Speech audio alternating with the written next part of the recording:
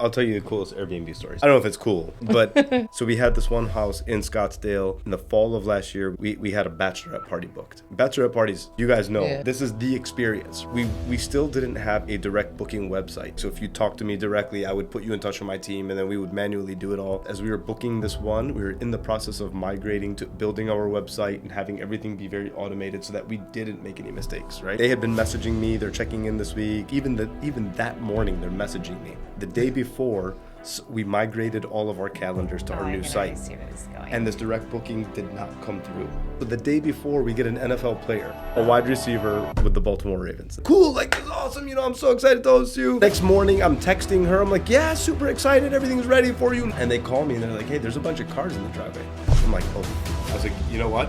I know exactly what's going on. Give me a minute and I'll call you back. Hi, everybody. I don't do the most, but I do a lot. I'ma make a toast, cause we still alive. No big, I feel like Pac. I shoot a shot. What's up, everybody? Welcome back to the Realest People in Real Estate podcast, where we talk about the real shit and not about real estate. I'm one of your hosts, Brooke Jones, aka the Millennial Agent. What's up, guys? It's your girl, Tyra Nicole. And I am Nicole Pay, and today I'm so excited to have Airbnb and short-term rental specialist. I had to short-term rental specialist. That's like a tongue tie. Fouad Bazzi, thank you so much for being with us. I'm so excited to have you here, and we're going to dive. Well, actually, before we dive into this, we always talk about hot topics. And there's been a lot of shit going on lately. Oh, yeah? So we like dive into like gossip stuff. Let's do it. Like gossip stuff. So did you see like Kesha came out at Coachella and basically like, you know, her song that she sings? I didn't know she was still out. Yeah. So she did Kesha something forever. and but she changed the words. Oh, that Diddy part? Yeah. What did she say? Wake up in the morning feeling like P. Diddy. Well, she said, wake up in the morning and bleep P. Diddy. Like, she was like, nah, done. Yeah, in front of everybody. Really? Yeah. So I was kind of like, what is that going to happen? Like, how is that going to How did the crowd react to that? Everyone started cheering very loud. Very, very loud. So that's going to be quite interesting. And you guys already know 50 Cent is having a field day with it. Field day with all this. Thank you, sir. It's marketing, right? It's just capitalized. I really do think it is. And I think it's kind of ironic because Puff's not coming out of this at all. Like, there's no way he's going to come out of this. But, like, what do you guys think about, do you think this is really going to hit the Hollywood? I know you do. I know you think it's all coming down. I don't think anything's going to happen. But, like, do you guys think anything's really going to come out with this, all this incriminating evidence coming out?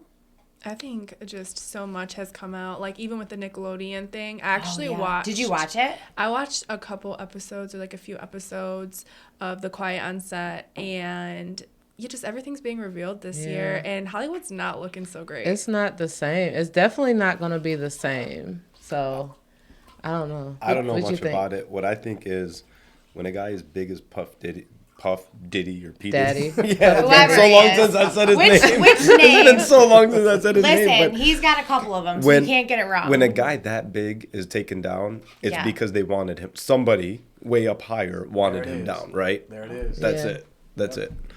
But what would be the capital gain from that? Like what? Pissed off the wrong people. Either he pissed off the wrong people, or they just need him out of the way. It's one of the two. Or distractions. Or distractions for other stuff too. Yeah, that's true. Or that is true. Yeah. Yeah, you guys didn't watch the video I sent you, but No, I didn't. Okay, so actually, but that will explain it. We watched Jagger White. That's her name, right? Jaguar, right? Jaguar. Yeah. She said all of this stuff, she said all this stuff 4 years ago about Diddy, and everybody looked at her like she was crazy, whatever. Because 4 years ago, nobody was hearing that about Diddy. Yeah. The exact same things that people are saying now, she said it already. But she's a. Did you say? What'd you say? She's a rapper. What was she? She was in the Roots. It was a group. Oh, called she was in the Roots. Roots. Yeah, I didn't know that. And she sung that song on Jay-Z Song Cry. She was the singer who was singing it. I didn't know. Well, that. she sung like the background vocals. We didn't watch. So we watched another interview that she did. Who was it with? Do you know? Who were the guys that was on the blue interviewing her? couch or something? Like no, it was another interview. So we had already seen the stuff and she had She's been talking about it. I want to say zero fucks given, but that's pretty much what she had. Like, she put it all out there. Well, she was exposed one of the everything. first people that really started coming out talking, exposing the industry. At least, like, mostly, like, the hip-hop industry. They have really good security guards. On this one, they've already put her in the hospital. They tried to kill her. They tried to poison her. They've already done all of that. She's working with on this one, which is DOJ. DOJ. She's working with DOJ. And she talked about the files, because she couldn't go deep into it, but she talked about the files that protect her as a credible witness. And she also put names out there like Justin Bieber, Rick DJ Ross, Khaled, but also she said, "Why do you think Jaden hates his dad?" Oh yeah, she's been talking about Will Smith. She said that. And then go figure, he came out of nowhere. Allegedly. Yeah, be careful. Took advantage of his own just be careful what you say. Yeah, allegedly. She been said that Meek Mills ran for his life out of Will and Jada's house. And then go figure. She been said that. She did. And then she talked about Gabrielle Union and Dwayne Wade. But don't you think it's ironic that Will Smith all of a sudden popped back up at Coachella? Did you guys see that? He did the Men in Black song. Oh, he did? Men in Black hasn't been around in forever, and all of a sudden he just pops back up at Coachella during all this controversy. I don't know if you guys watch Tasha K or not, but she did this interview and she was talking about Will Smith, and she's like, everybody loves Will Smith. So it's like, even if he came out and was like, I'm gay or whatever, people would still love Will Smith just because they just love who he is. So I feel like he's starting to feels like the last couple of years. I think that was always true until the last couple of years, right? Yeah. The slap. I was gonna say I think even after the slap, it's still people that they like got over it, kinda type of thing. I don't know. I can't. I think just like bigger news has happened, and sometimes like it's just overshadowed, with like the latest thing that's going on. Did they cheer for him when he came out? Yeah, the crowd went nuts. And there's the answer. I'd be hyped. Because Fresh Prince. Because Men in Black was like of our generation, so like that song and that was like Prince, and the Fresh Prince. But then full example of it is sorry for cutting you off, but Usher. Everybody knows what's going on with Usher as far as him allegedly being gay. But when we watched the Super Bowl, everybody went crazy. Oh my God, we went crazy when we saw Usher. Tyra did mention. It's obvious. That part was obvious. All right. Well, that's we're good on hot topics because we could be here talking forever. So a lot more things happened too. Now that I'm thinking about it, like what? Is there more? There was something happened in Dubai. There was flooding. Flooding. How about those flying saucers? Israel, the stuff going on in like Israel and like over the Middle East. Palestine, baby. That happened. Absolutely. How do you feel about that stuff that's going on? I mean, I've got family members displaced. I'm from Lebanon. My mom's village. I can see if I go up to the top of the mountain, I can see the border to Israel from her village. Is she there? Doing? Like, still there? No, she's here. Okay. Half of the family is still there. It's tough. I mean, it's scary. there. Yeah, I mean, and it's been going on. I mean, the news talks about just the last 6 months, but I remember being 6 years old my first time in Lebanon. Literally, I had been there for 3 hours and I saw my first missile. And I was 6. Stop it. No, I'm a kid. So, like, and it wasn't close by. It was in the distance, but I could see it. I mean, I'll never forget it. It's an image. And then every other time I've ever been there, I've heard or seen. Always something. So it's been happening. If you just go and you Google a map of Palestine in 1947, and there was no Israel. And then in a couple of years later, it was this small Israel, still majority Palestine. Mm-hmm. Then 10 years later, it was like half. Then 10 years later, so it's just been. So it's been happening. And look, I mean, emotionally, and because I'm from that region, I want to say the news obviously degrades our religion to justify the killing of 40,000 people, because nowhere else in the world or under any circumstances would 40,000 murders be acceptable. Absolutely. But the only way to justify it is to use faith. But the truth is, when you just remove all the emotion, it's a land play. I mean, like, they just want that land. Yeah. I mean, it's beautiful land, lake frontage. Who wants gas, the land? The powers that be. So the powers that be. I mean, the powers that be are the Rothschilds, the Rockefellers, the Ashkenazi Jews who are not real Jews, Yeah. So we talked about that before. And excuse my ignorance. Okay. It's really more Zion. It's like Zionists. Yeah. Who are creating this land Yep. or recreating this land for religious purposes to be able to take over and kill innocent people. That's it. And that's what I was gonna say. Like, excuse my ignorance when I say this, but that was gonna be my question: is what is the objective over taking over this land and using faith as a weapon? Is a weapon? Is that the way? Is that the so right? they want the land, right? They gotta Okay. get the people out of there to get the land. How do you justify? You can't just kill 3 million people without first. I mean, they're doing it though. Yeah, but first No. they had to go through all the like. It started back in 2001, like Okay. in 9/11. It started back then. I mean, if I ask you guys a question, the word jihad, what does the word Islamic jihad mean to you? I don't know. Well, You've heard it in the It news. would I've trigger, heard it. yeah, it would It's trigger like okay. 9/11. No matter whatever I've you heard believe, it, it's okay. But Just- I don't know if I could actually say what it means. Yeah, I don't know I've heard that exactly. before. jihad means somebody a radical. Radical, Somebody- That's right? what they like made that's it out what to Donald be. Trump tells us. Because That's that's what the what news has they told us present forever. as being Yeah. radical, correct. So Yeah. Islamic jihad, they've used it as it's a holy war. This is Okay. how the Muslims fight. This is the terrorists and the holy war. What Islamic jihad is, it is a war, and it's a holy war within yourself to get better every single day. So I'm in real estate. I'm in a ton of real estate masterminds. I've got coaches. I've got mentors all over the country, and I work out every freaking day. Everything. It's really important to me that in my 4 pillars: family, faith, fitness, and finance, that I'm getting 1% better every single day. Right. That's what Islamic jihad is. It's just get better every single day. Are you a better parent today? Are you a better spouse today? Are you a better son, friend, business, all of it? It's just get better every single day. But they So it is a turn it holy into war. something else. But But Turn yeah, it they into a took that negative. definition and they just used it against us. And of course, mainstream Yeah. media, So, that's just how they sell I was it, just right? gonna say that to you. How does it make you feel? Because we know mainstream media turns everything Yeah. for a negative or for a agenda or for a reason. But seeing what you're seeing on mainstream media, how does that affect you? Or It pisses them off, just like. well, I understand. No, but I But mean, I look, understand that, but we've never really dove deep into this conversation That was- because that was probably- mainstream media, I don't watch TV because I can't stand what they do with anything, and flip it and turn it and make it into something it's not or negative. Yeah. So in this situation, how do you guys handle that? How do you handle that when you see it? Yeah, early on, when this first started, this did start back in 9/11. That was when they really took Oh, that that was term and huge. totally butchered us.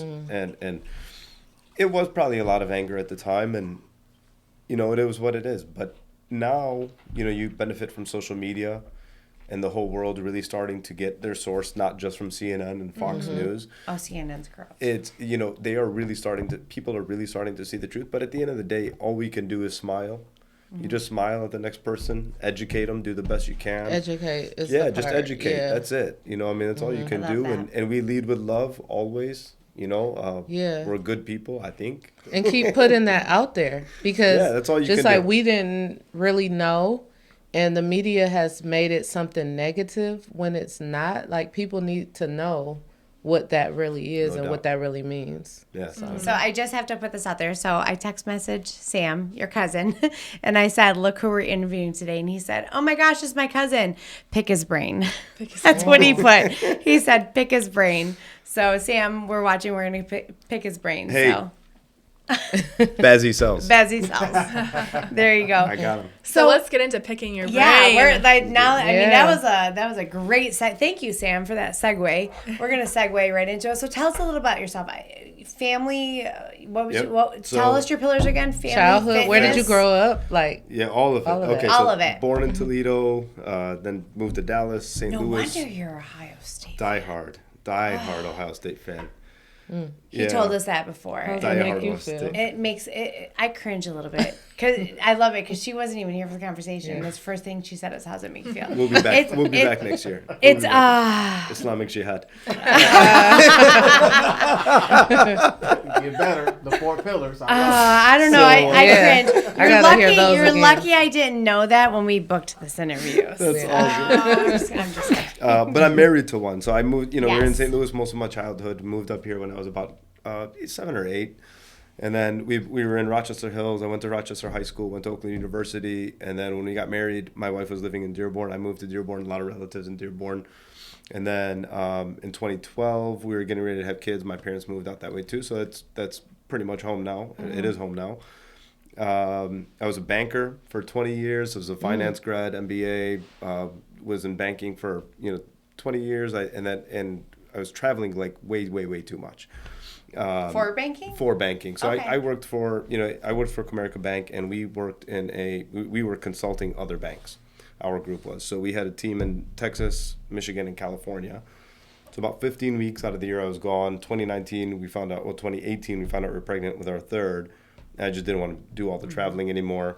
My wife's an attorney, and so she had really started to build her practice up. So it was like, cool, like we can rely less on my stable income. She was really starting to build, and I could go and start to build as an entrepreneur as well. So I left my job in 2019. You were with Comerica the whole time? Yeah. Okay. And so January 2019, I gave my boss a 7-month notice. I loved my job. 7 months? So I had that is generous. Yeah. So like I will tell you. Right. I probably 7 months. You're a planner. Whew. Well, it's not even that. I had the coolest job in banking.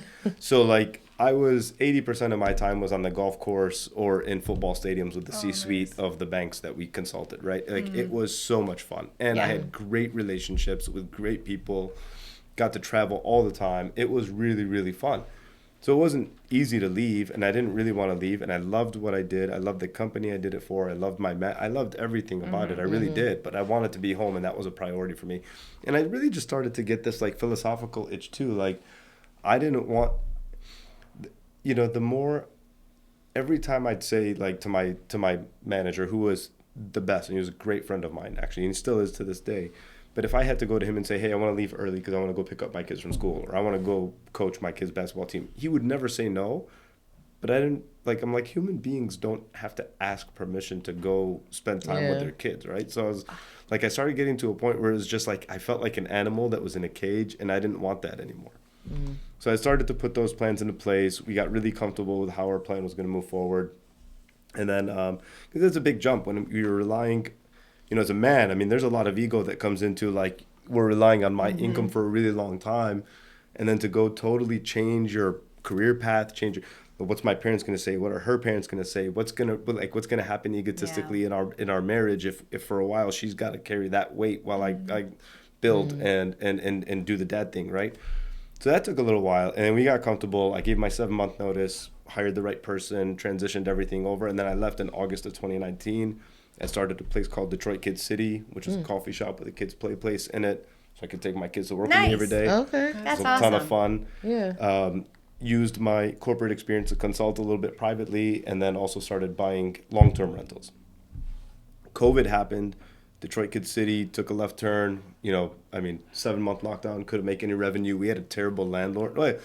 I always say he was a terrible landlord. He was a really good investor because he wouldn't give us any breaks on, even though we weren't making any revenue. So that's when I learned, do not be a tenant ever again. Like, never be a tenant again. That's that was a lesson learned. Yeah, that was a spark. And at the same time, I'm getting this call from one of my tenants at long-term rental, and he's got 2 baby girls. His wife is leaving him. He can't afford payments anymore. I'm like, dude, I'm not kicking 2 girls out of the house. I don't care what the contract says. Yeah. How long do you need? He's like, I need 6 months. Said, you got it, 6 months. Ooh, you are a good landlord. Yeah. I'm a terrible landlord. So he laughed. Too nice of a landlord. So I'm like a non-profit landlord. That's a double-edged sword. That is very much a 6 months and you said, okay. But I'll tell you, what I got really good at when I left corporate was really admitting what I'm not good at. Because in corporate, you get your annual review every year that says like, hey, you're good at these things. Here's where you met your goal, but we got to focus on all these things where you didn't. You got to get better. Right. You got to get better. And you're like, it's not that you ever have to get better. It's just you're truly, as humans, you don't like to do certain things. You really just have to bullshit your way through it. Yeah, that's pretty much. But like when you get to run your own ship, you realize I don't do anything that I don't want to do. I only do whatever I want to do. That's a valid point. That is an actual valid point. And so I realized I'm not going to change that about me ever. Like I was never going to say, oh, a contract, so you have to get, like, if you can't afford it, I've got a heart and I got to sleep at night. So I knew I had to get rid of those. And then the cherry on top is my daughter, who's 5 now. At the time was 1. Who's a Michigan fan? Check, please. Check, please. I just need to put that out there because before. How did that happen? Because before we got on camera, I had to. There's no OHIO in here. We are straight U of M. There's a lot of it. I want to get into your daughter, but she's a Michigan fan. And explain how that happened. I love it. It breaks my heart. She's my favorite person. I'm married to a Michigan fan. Our prenuptials, and the deal was? Our prenuptials, our boys are Buckeyes and our girls are Wolverines. So our first two were boys. And the day we found out that we were having a girl, I swear she was more excited about having a Michigan fan than she was a girl. I need to know. I just need to know why she didn't go for another girl. Because I would have wanted to level the playing field. I told her let's go. She hated the whole pregnancy thing. That wasn't. It's a tough thing. Once you got that girl, so we had Medina. We had her on a Thursday. On Monday, we had a pack and play in my wife's office. She was back to work. Oh, wow. Yeah, she raised her for the first year. So my boys, after my wife took a full maternity, 3 months with our boys, and then my mom watched them after that. Mm-hmm. Yeah, for 1 year, Medina spent in the CEO's office, right? Because Michigan fans, we are die hard. We go in. So Medina... Go blue. That's not easy to work and take care of. It is an not. infant. Yeah. Like props to her. She had good support in the office too. It was Family. Good. Yeah. That's It was good. Yeah. It was I just had to really throw good. out there the Michigan thing. I'm sorry, because I mean you're even in red. I got to gloat for 10 years. That's all good. Yeah, that time is over. I'll be back next year. We'll see. That So time is over. so then Medina, when she's 1, we found out she has severe nut allergies. Oh no. And the best food allergist in the world is in Long Beach, California. Mm-hmm. And so we get her into this program. They draw her blood work. They give us like the custom plan because like if you and I are both allergic to the same like pistachios and almonds, you could need a different treatment than I could just based on our blood work, right? Mm. So they put her on this plan. It's a 3-year plan, and we're gonna have to be there every 6 to 8 weeks. So my banker brain comes on. I start running the math, and I'm like, okay, we're going to have to spend all this money just renting a house. Because when you go, it's not 1-day appointments. It's like 3-4 day appointments. So I'm like, we've always wanted to have short-term rentals. Like after we had our first son, it was like we always traveled with short-term rentals domestically. That's all we did anymore because so he could have his bedroom, we could have our bedroom, and it just worked out way better. And I started to learn through that process, like it doesn't take a lot to go from an average short-term rental. By the way, everybody calls them Airbnbs because Airbnb is like the big brand name, but they're short-term rentals. So when you guys hear me say short-term rentals, that's what it is. It was just, it's just a way better experience. But we realized it didn't take a lot to go from average to elite to luxury to beautiful, right? Like, and it was just the experience. Like, okay, you gave me a coffee machine, but you didn't leave me any coffee. So I was pissed. Like, I hated that, right? Mm-hmm. Especially when you're traveling. Like, we travel a lot for with kids, travel too. baseball Traveling and with kids, right? So like, we would go to, same thing. We'd go to the short-term rentals, and I'd get there, and I'm like, oh, this is great, but I have to go buy everything. Toilet paper. For a weekend. Everything. Everything. And it drove me crazy because it's like, just the supplies are going to cost you $20 for my 4-day stay. Right. Just like charge me $20. I wouldn't even know it. Just add it to the nightly rate. Yeah. I wouldn't Well, even know they it. do add a lot of cleaning fees now. Oh yeah. All of it, right? So long story short, we ended up. Well, that was a pretty long story. Sorry. All the time in the world. So I just said, screw it. Let's just sell all of our long-term rentals. Let's buy a house in Huntington Beach. We'll use it when we're there, and then we'll rent it out. Got into a mastermind, learned everything I needed to know in about 2 days about real estate. And I said, I'm not going to buy one. I'm going to buy 3. So we bought one in Huntington Beach and 2 in Scottsdale. And then, so this was September of 21. And then. What made you choose Scottsdale? Data. Okay. Just data. It's beautiful there. That's why I was just curious. When I choose a market, there's 3 KPIs that I'm really looking for. It's population growth, wage growth, and job growth. And if you have all 3 of those things, you know that the appreciation for the next several years are just going to skyrocket here, right? Mm-hmm. So Scottsdale, we got to 2. And so now here we are. We're 2.5 years later. We've got 6 live in Scottsdale. We just bought another one. We're going to tear it down, rebuild it, and then we'll use it as a short-term rental. We sold our Huntington Beach one because Medina graduated.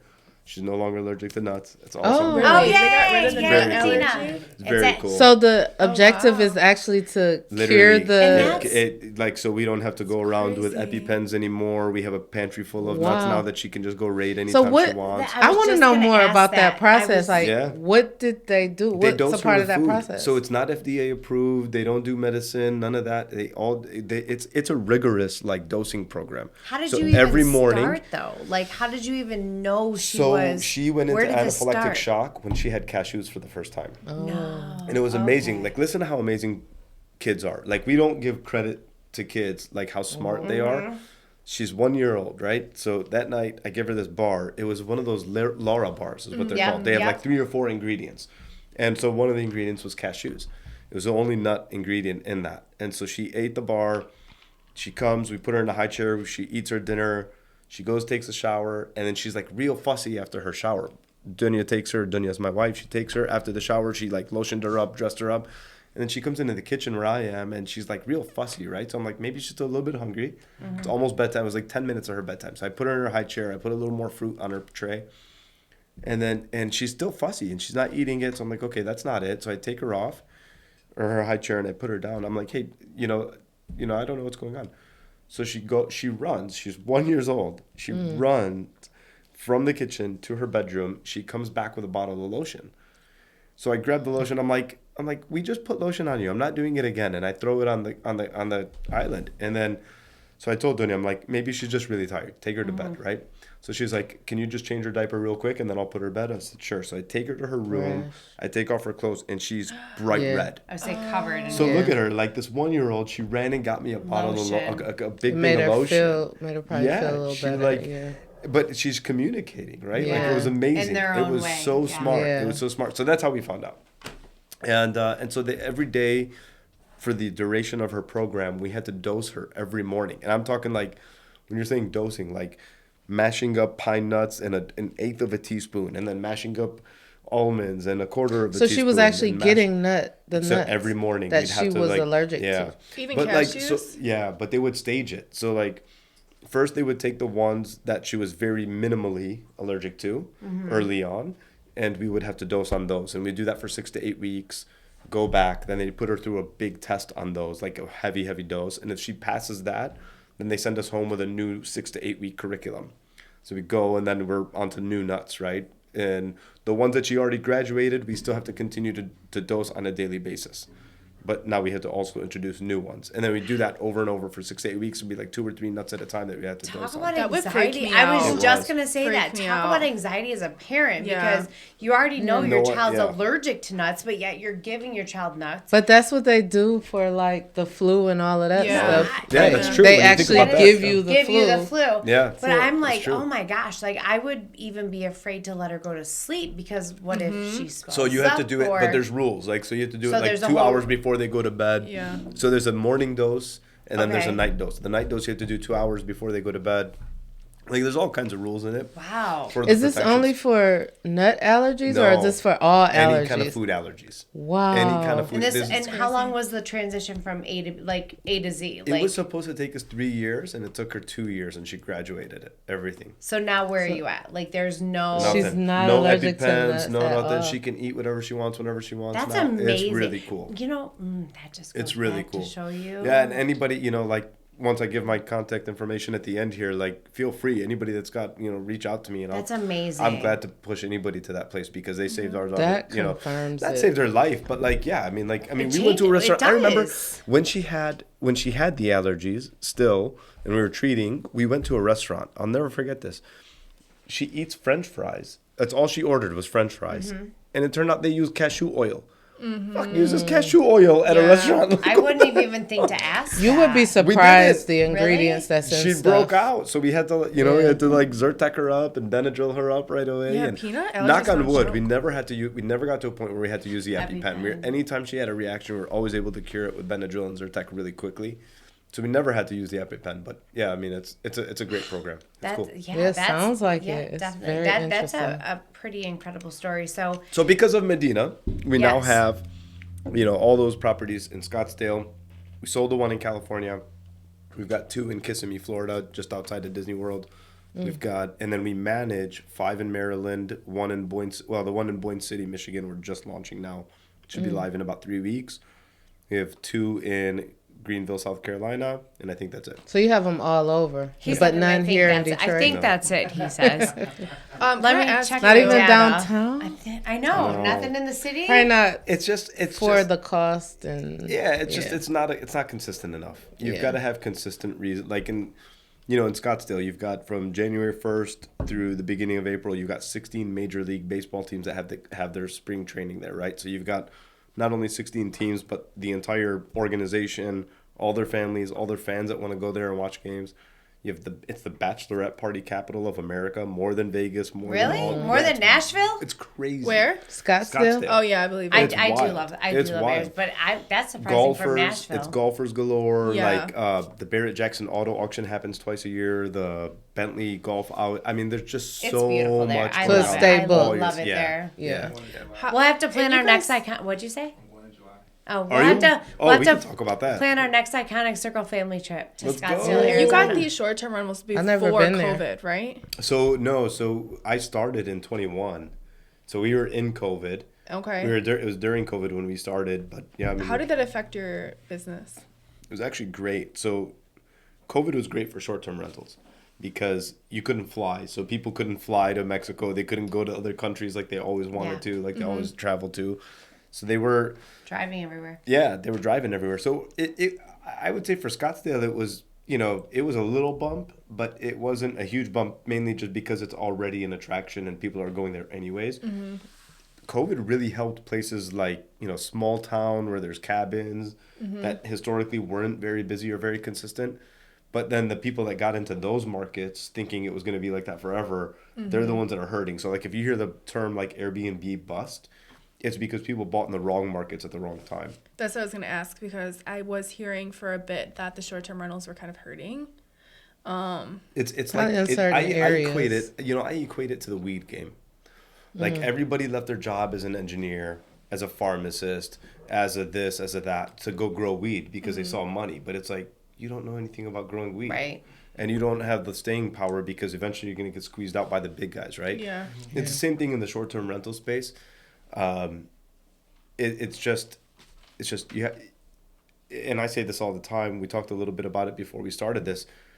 I differentiate myself. I'm not a short-term rental host. I'm a real estate investor. So I still make all of my decisions based on real estate criteria. And if it's a good real estate investment, that's first. Now, does it pencil as a short-term rental, right? But if it's not a good real estate investment, if it's not going to show that if something were to happen in the short-term rental space, if I had to pivot, if I had to make an exit, is it an easy exit without losing money? Is it like all those boxes as a true real estate investor still have to check out? Gotcha. Yeah. So, I mean, we typically don't talk about real estate, but we just did. So we're going to go there. But I know. So we did that. So I kind of want to dive into Fouad as a baby, as a child, your childhood, siblings, your parents. Do you have siblings? I do. I have one sister. She's my best friend. She's older than me, 2 years, 2 days and 11 months, or 2 years, 2 months and 11 days older than me. She's got 4 kids. Wait, 2 years, 2 days and 11 months. Got it. 2 years, 2 months and 11 days. Oh, 2 years, 2 months. Yeah, like to the I do. date. She's my best friend. She's got 4 kids. I was an uncle 4 times before I was a father. So that's really cool because it gave me really, really good practice and training. That's a lot of 4s. They're my yeah. Here we go with the numbers. But those kids, they're God forbid if something happened to my sister and her husband, I'd love them no differently than my own kids, So where do they live? They're in Saginaw. Yeah, they're a little further away than I'd like. We do get to see them a couple times a month, but yeah, further than I'd like. And your parents are in Dearborn with you? Yeah, they're a mile walk. So nice. they're a mile away, so we walk there almost every single day in the summer, or they walk to our house and call my mom, hey, coming by with the kids, get the sandwiches ready. We just literally pull right up on the stroller. She comes out, it's like a drive-through. She's got their sandwiches. She's got my coffee. And we walk back home. So are they from? Is it Lebanon? Your background? We're Lebanese. Yep. Is that where they're from? So how was that? So you've never actually lived there, but you visited? Yeah, I visited probably about 15 or 20 times. Spent many summers there, many Christmas times there.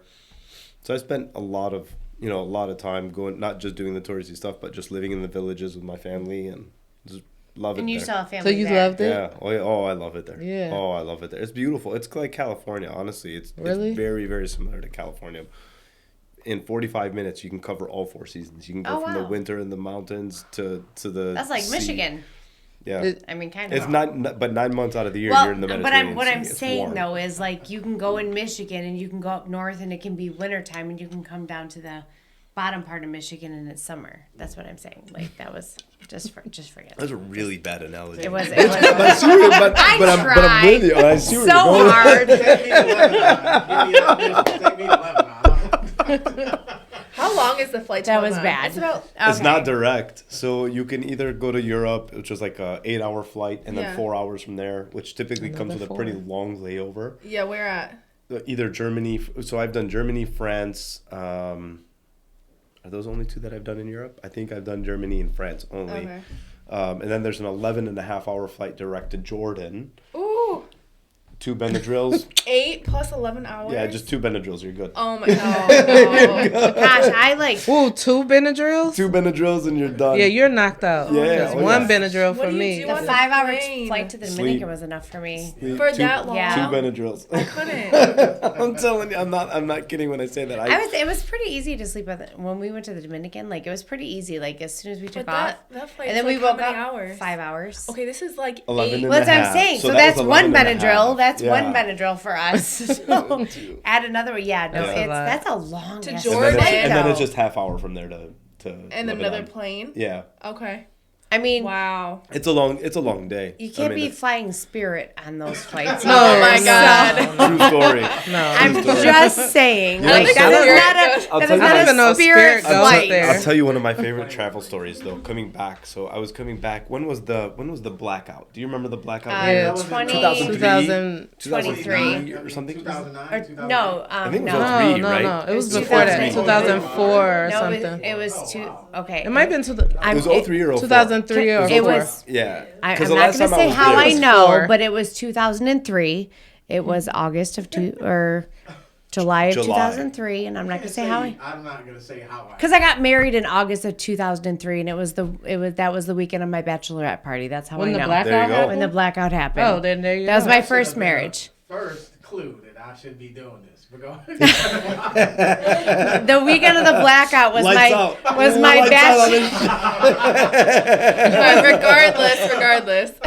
So that's So- how I know it was July of 2020 or 2023. 2003. I said So we 20. I mean, were- 2003. 2003. Yes. I Okay. had no idea of the blackout. I was in Lebanon, and Oh, I was really? flying back.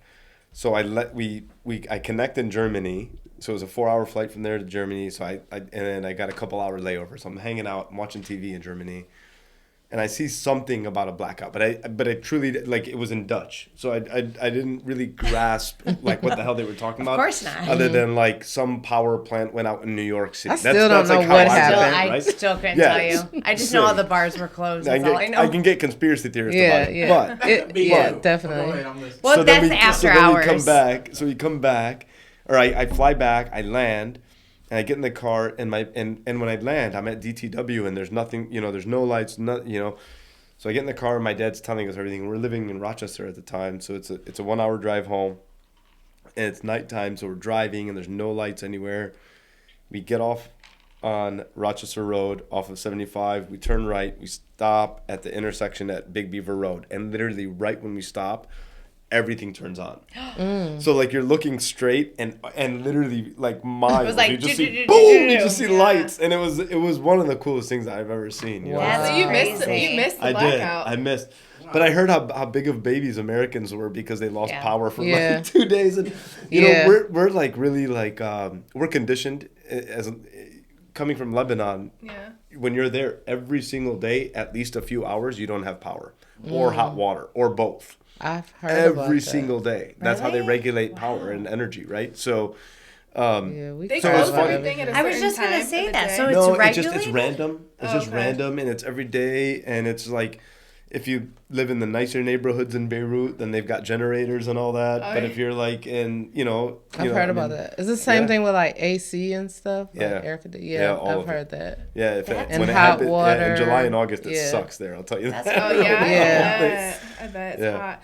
Okay, so we kind of conditioned you for this question in the beginning of the podcast. But can you tell us, like, what is a crazy story of yours? Okay. Or real estate. Did you think about it, or did we just distract you? I thought about it, but I'm a really boring individual. Okay, let's change it. I find that hard to believe. I can tell you one. I can tell you a fun story. So when at our senior prank, we kidnapped a goat.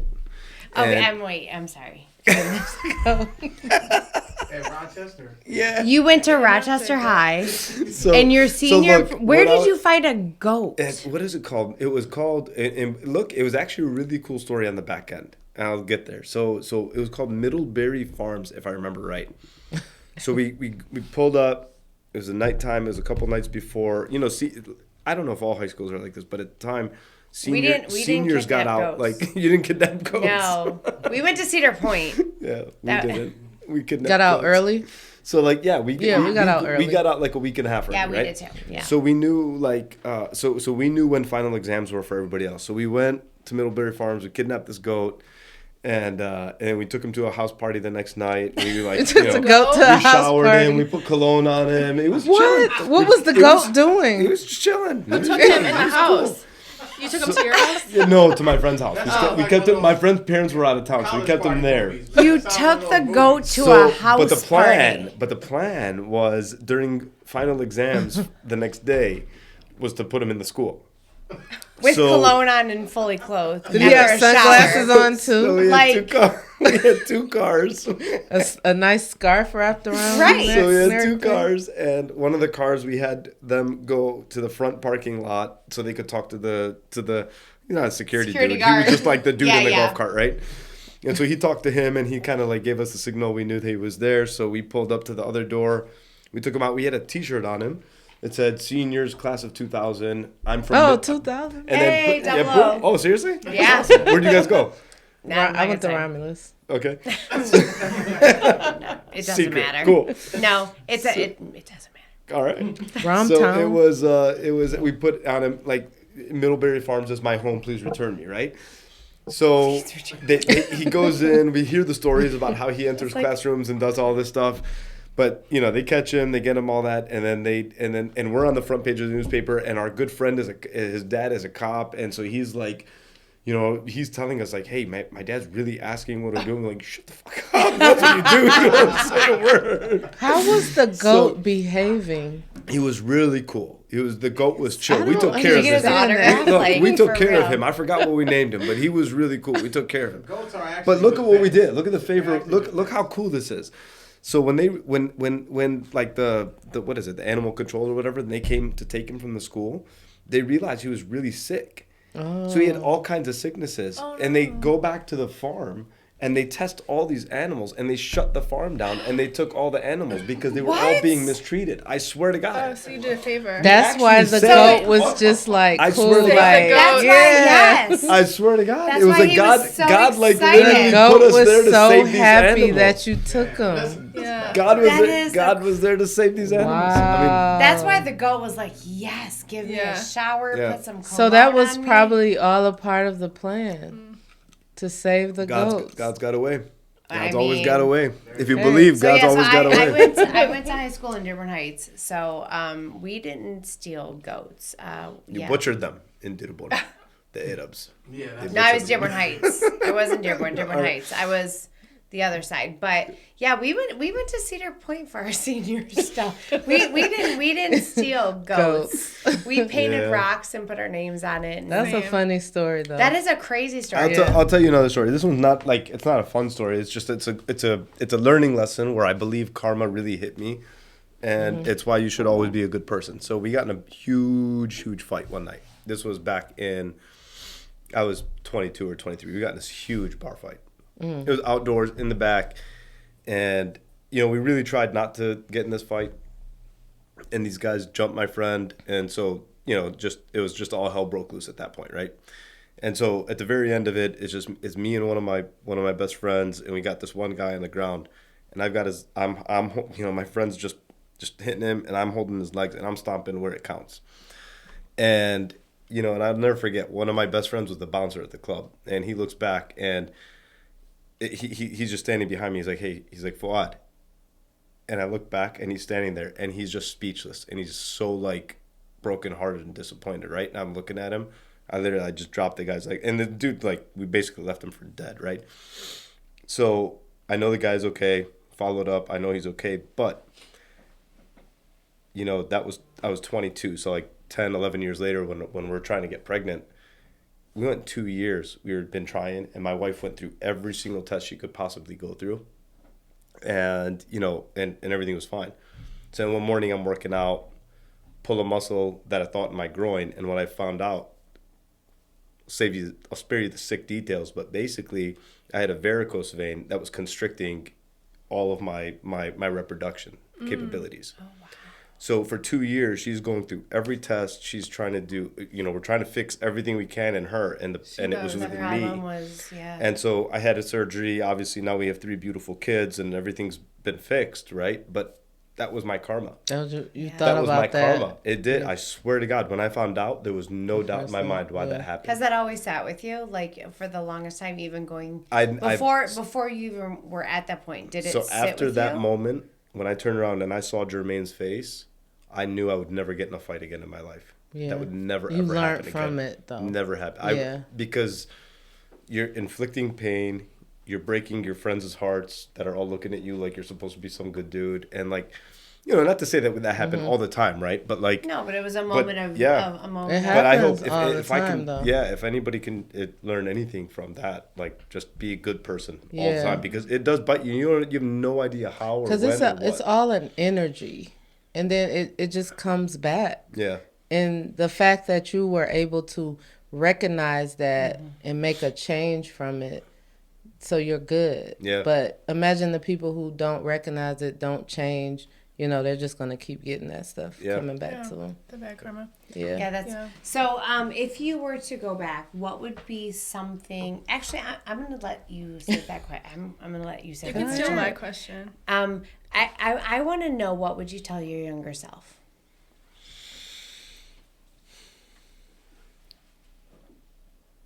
Get into real estate way younger. I think we all said that. Yeah, for sure. Start with the end in mind. Really start to think about the future.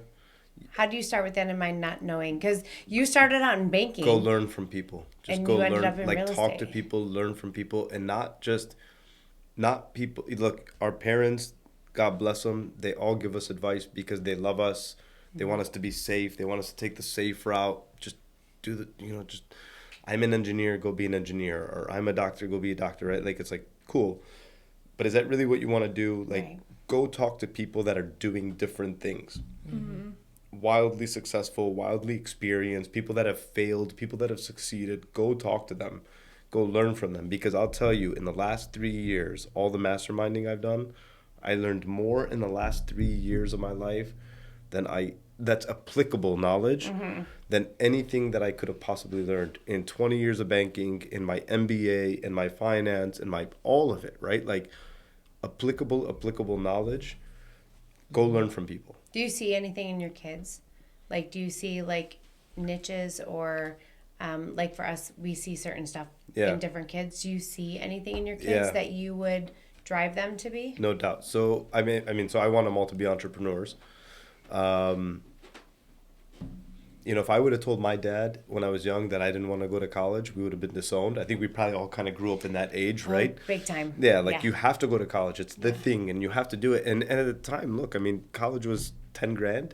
So, like, the ROI made sense. What college you go to? Or something, because we graduated the same year, and I know my student loans are not $10,000. So I went to Oakland University. Oh, I went to Madonna. So. Okay, and at the time, but I mean, even whatever it was, it's quadruple now. Absolutely. It's 5 times now, right? Yeah. The ROI on college does not make sense. Now, that doesn't mean don't go to college.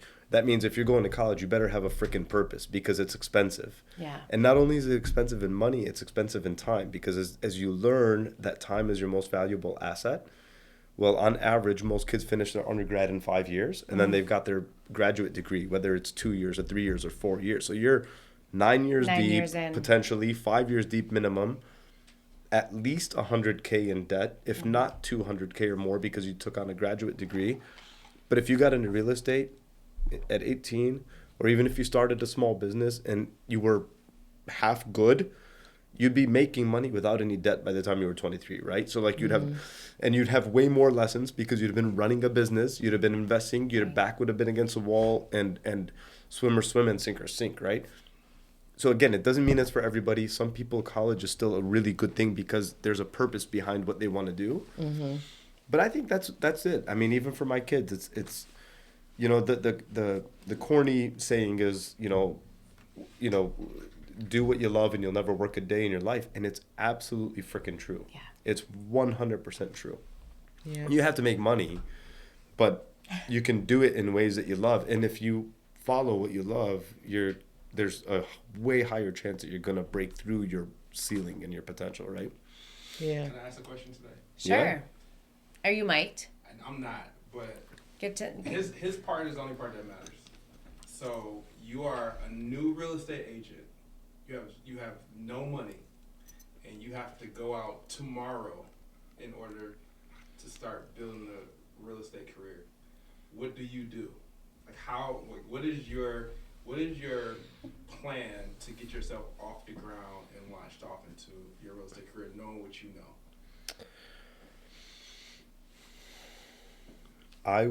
That's a great question.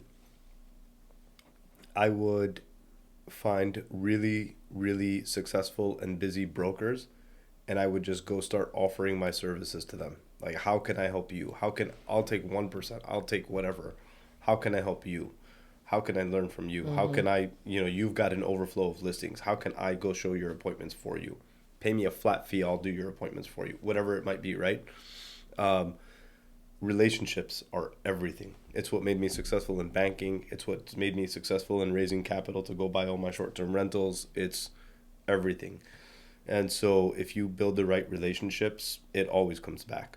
It always comes back. And then it's free tuition.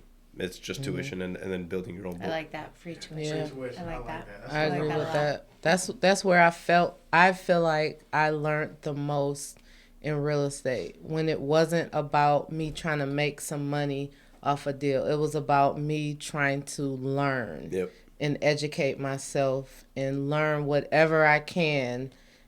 The money eventually will come regardless once you get that knowledge. So I agree my with mentor, that. one of the things he always says is, if you chase money, it runs. Yeah.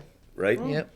Yeah. If you chase money, it We're runs. going to have so many little taglines from this. There's so many little Quotables. quotables. That's a good one. So many little Yeah. quotables from this. Do you want to end with your question or? Yeah. Do you have like a crazy real estate story, or with those Airbnbs, or even maybe in I'll tell you the coolest. Yeah. I'll tell you the coolest Airbnb story. So Okay. I don't know if it's cool, but when you're in the short-term rental space, you're in the hospitality business. Period. Like it's the most active side of real estate you can possibly think of. You're constantly having to raise your guests' expectations, meet their expectations. You just have to go above and beyond. At least on the luxury side, we're on the luxury side. And I do that for a lot of reasons. Not because I'm bougie, like this shirt I'll wear 3 times this week, and then my Crescent Retreat shirt I'll wear the other 4 days, right? Like I'm not a flashy person, but I love to travel in luxury. That is one thing that I love to spend on. But when you have a luxury home, you have a different expectations by your guests. Your guests don't expect perfection. They expect perfect experience and guest experience and customer service. But when you're not in the luxury space, like our Kissimmee, Florida homes, we can't attract luxury. And we did our homes nicer than anybody in our neighborhood. But we can't attract the luxury crowd because the luxury crowd are all staying at the Disney resorts. So we're not getting them. We're getting people with perfect expectations. They want everything to be perfect, and it's really challenging to manage. So that's why we stay on the luxury side. But so we had this one house in Scottsdale. In the fall of last year, we had this. We had a bachelorette party booked. bachelorette parties, I mean, you guys know, it's like a once in a lifetime. This is the experience, right? Like, this is the experience. And so we still didn't have a direct booking website. All of our direct bookings were very manual. So that was all happening directly. Like, so if you talk to me directly, I would put you in touch with my team, and then we would manually do it all. Oh, wow. And we were in the process, as we were booking this one, we were in the process of migrating to building our website and having everything be very automated so that we didn't make any mistakes, right? So they had been messaging me. They're checking in this week. It was a Thursday. And they had been messaging me. Even that morning, they're messaging me. But the day before, we migrated all of our calendars to our new site. See where this is going. And this direct booking did not come through. All of our Airbnb bookings came through. All of our VRBO bookings came through. But the direct booking did not come through. And I'm literally messaging her. Double booking? In that morning. So the day before, we get an NFL player. So the season starts in September. August, they start fall camp. So this was July because it was the week before training camp started. I won't say his name, but he was a wide receiver with the Baltimore Ravens. That's all I'll say. William Pay. That doesn't help me at all. William Pay. So, okay. I'll tell you guys offline. Off air, okay. I'll tell you guys offline. So he books. This is the day before, and I'm like, oh shit, I know him. Like, I know that name. So, like, I call him. I'm like, hey. Is this who I think? I'm like, is this you? He's like, yeah. He's like, that's me. I'm like, oh my God, that's so cool. I'm super excited. My son is a diehard Baltimore Ravens fan. He's wearing his Lamar Jackson jersey as we speak. I look at him just said his name. and we're like talking. No, I said he was wearing a Lamar Jackson jersey. Okay, yeah, Lamar Jackson's not a wide receiver. So we were like, so he's like, so we had this like 10-minute conversation, and so like I'm so like starstruck right now that I'm like, cool, like this is awesome, I'm so excited to host you. Don't even think about this other already stuff. Booked. And then the next morning I'm texting her. I'm like, yeah, super excited, everything's ready for you. Not even thinking like this guy is there, right? Oh God. So she doesn't show up, but half the group shows up first, and they call me and they're like, hey, there's a bunch of cars in the driveway. I'm like, oh fuck.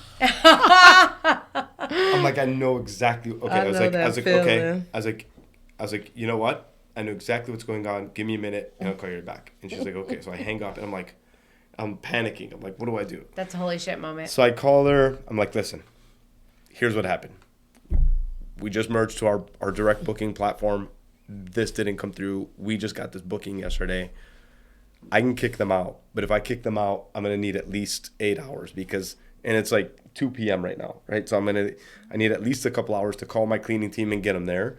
And then it's going to take them at least 6 years. I have no idea what it looks like on the inside, but it's an NFL player. I have a guess. And so I'm like, kick them out. Yeah. So I'm like, okay. I'm like, it's going to take at least 8 hours. Here's what I do. And I had only one other home so this is my nicest home. And the only other home that I had available was my least nice home. I'm like, listen, get in the car. I'll pay for your Uber. I'm going to order you guys an Uber. It's coming. Go to that house. Just hang out. Let me figure this out. They're pissed, obviously, all that. So they go, and they're at that house. So I called them. I said, listen, how do you guys like the house? They're like, it's not the other one. Yeah. I'm like, I know. So I said, we have two choices. I can get these guys out. It's not going to be till tomorrow until you guys check in. So I can get them out, fix it. We'll take care of everything. Or just stay for free at this house for the 5 days. Mm-hmm. Ooh, that was good. Right? Like, see, there's that party will take that. 5 days. Absolutely. Well, they took it, but they weren't happy about it. And like even like Friday night, I ordered them a bunch of food, and then Saturday, I knew they were going out. Like, so I hired this charcuterie company that came, and they went nuts on our kitchen island and made this huge charcuterie spread for them. I need to see it one of your houses. I didn't even get a thank you. Which, by the way. Really? Totally deserved. I don't say that like they're jerks. Like I totally 5 nights. I'm sorry. We did everything we could. I totally disagree with you on that. But it's my fault. Like it is what it is. You fall on the sword. You can't control other people's reactions, right? Like you can only so it was our fault, 100%. And so I reached back out a week later, apologized to the Bachelorette as much as I could, and I was like, look, anytime you want, come back. The next time you come, you're coming to that house, and it's free, I promise you. So 2 weeks ago, I got to host her and her husband. Oh, okay. Nice. And she's pregnant now, and she's expecting babies, so there's like their baby moon. And she obviously communicated with me before and during. But she hasn't responded to me since. So it's kind of like they got their thing. They, and now with Blacklist. I was kind of hoping that I would win them back as you did. And but I think you did though. But they won't talk. She won't respond to me anymore. No, I think she's good. Give her a minute. I hope so. You gave her another one. I hope and she's pregnant at the place that they actually like. That's fair. Listen, you've had 3. You understand as a woman being pregnant. Sometimes I'm just. It's just a fun story in the hospitality space. Yeah. That was a really good story. No, honestly, that was quick thinking. Not only that, and I'm sorry, I disagree with you. You went above and beyond. Because there would not even be people that would even do half the stuff you did. Not only offer the place for free.